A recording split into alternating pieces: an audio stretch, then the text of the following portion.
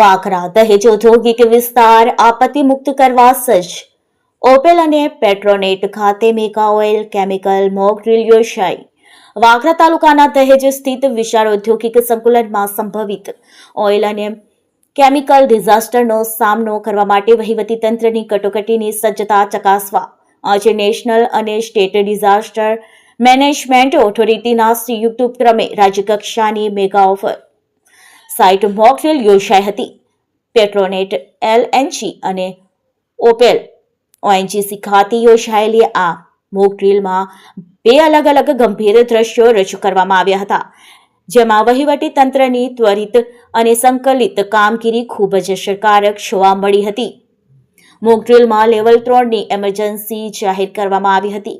એક દ્રશ્યમાં ઓપેલ ONGC ખાતે પ્રોપ્યુલિન લીકેજને કારણે વિસ્ફોટ અને આગ લાગી હતી, જેમાં 10 લોકોને ઈજા થઈ હતી.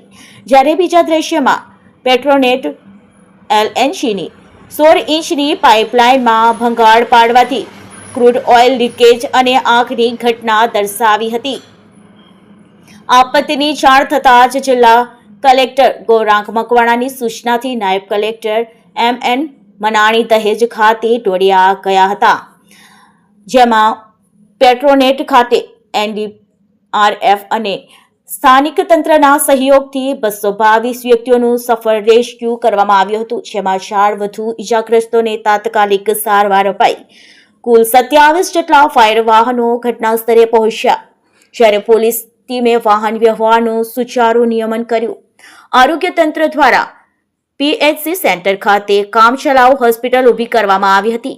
આ મોક ડ્રીલમાં કોસ્ટગાર્ડ સહિત વહીવટી તંત્રની તમામ ટીમોની કામગીરી ખૂબ જ પ્રશંસનીય રહી હતી.